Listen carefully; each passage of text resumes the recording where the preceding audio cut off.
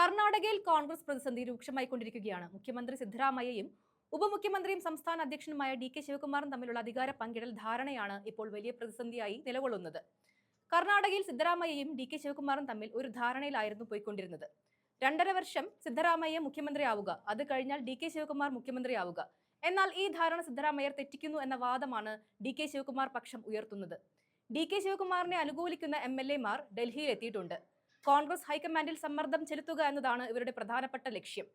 141 എം.എൽ.എമാരാണ് കർണാടകത്തിൽ കോൺഗ്രസിനുള്ളത്. അതിൽ 100 എം.എൽ.എമാർ ശിവകുമാറിനെ പിന്തുണയ്ക്കുന്നവരാണ്. അതുകൊണ്ട് തന്നെ ഡി.കെ. ശിവകുമാർ വളരെ ശക്തമായി തന്നെ പിടിക്കുകയാണ്. സിദ്ധരാമയ്യ വാക്ക് പാലിക്കുന്നില്ല എന്നാണ് ഡി.കെ. ശിവകുമാറിന്റെ നിലപാട്. ഔദ്യോഗികമായി ശിവകുമാർ പ്രഖ്യാപിച്ചിരിക്കുന്നത് തനിക്ക് മുഖ്യമന്ത്രി ആവണമെന്ന ആഗ്രഹമില്ല, സിദ്ധരാമയ്യ തന്നെ 5 വർഷം പൂർത്തിയാക്കട്ടെ എന്നാണ്. തനിക്ക് ആരോഗ്യ പ്രശ്നങ്ങൾ ഉള്ളത് കൊണ്ട് അധികം പ്രതികരിക്കുന്നില്ല എന്നാണ് അദ്ദേഹം മാധ്യമങ്ങളോട് പറഞ്ഞത്. പക്ഷേ ശിവകുമാറിനെ അനുകൂലിക്കുന്ന എം.എൽ.എമാരൊക്കെ തന്നെ ഇപ്പോൾ കളത്തിലിറങ്ങിയിരിക്കുകയാണ്. കോൺഗ്രസ് ഹൈക്കമാൻഡിനെ പ്രതിരോധത്തിലാക്കുകയാണ്. കോൺഗ്രസ് അധ്യക്ഷൻ മല്ലികാർജ്ജുൻ ഖാർഗെ എല്ലാവരോടും സമാധാനം പാലിക്കാൻ നിർദ്ദേശം നൽകിയിട്ടുണ്ട്. ഒരു സമവായത്തിൽ കാര്യങ്ങൾ നീക്കാൻ സാധിക്കുമോ എന്നാണ് കോൺഗ്രസ് ഹൈക്കമാൻഡ് പരിശോധിക്കുന്നത്.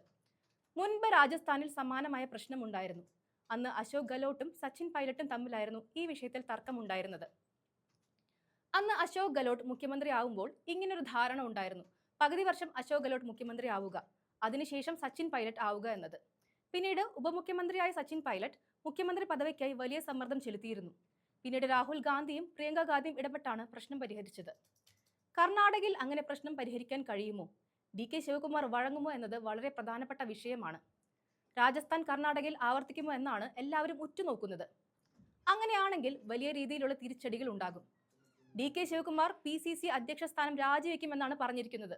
അങ്ങനെ രാജിവെക്കുകയാണെങ്കിൽ അത് സംഘടനാപരമായി കോൺഗ്രസിന് വലിയ ക്ഷീണമുണ്ടാക്കും.